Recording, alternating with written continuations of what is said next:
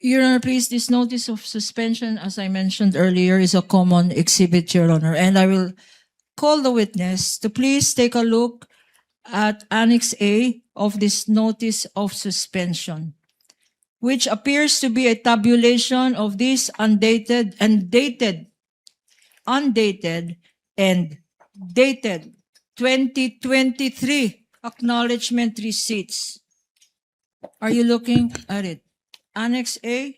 What is the total, Mr. Witness, based on your Annex A of your notice of suspension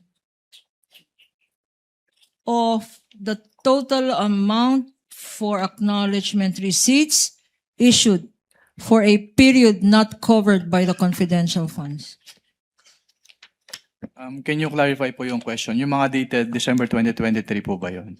Yes, Mr. Witness. Based on this annex po, yung total ng mga acknowledgement receipts na dated December 2023 ay 25,606,000 pesos. For 2023, 25,606,000. What about confidential funds liquidated based on undated acknowledgement receipts na walang date? Undated. Based po on Is that also shown in your Annex A? Yes po, ma'am. Can you tell this court how much that amount is for undated acknowledgement receipts na walang petsa? Ang total amount po ay 3,276,000 pesos po. Okay, and pag tinotal natin ito, magkano lahat ito ang nakalagay sa notice of suspension mo? Yung undated tsaka December Yes, Mr. 20. Witness.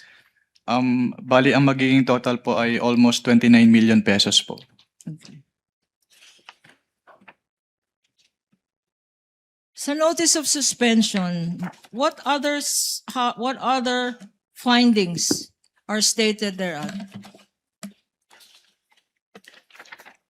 Sa notice of suspension po, may findings din po about some expenses po na piniresent doon sa kanilang acknowledgement receipts na hindi presented doon sa kanilang accomplishment report.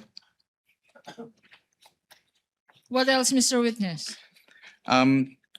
Number 5 po dun sa notice of suspension, katulad po nung sinabi ko kanina, yung total expenses nila based on the acknowledgement receipts ay umabot ng 125,150,000, which is 150,000 in excess po doon sa kanilang total expenses based on the accomplishment report na 125 million pesos.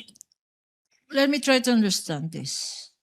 Nag-issue ang total is sobra.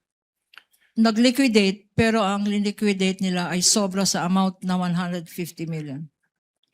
Ang ginastos po nila 100 based on the acknowledgement 125. receipts ay sobra po compared dun sa laman ng kanilang accomplishment report.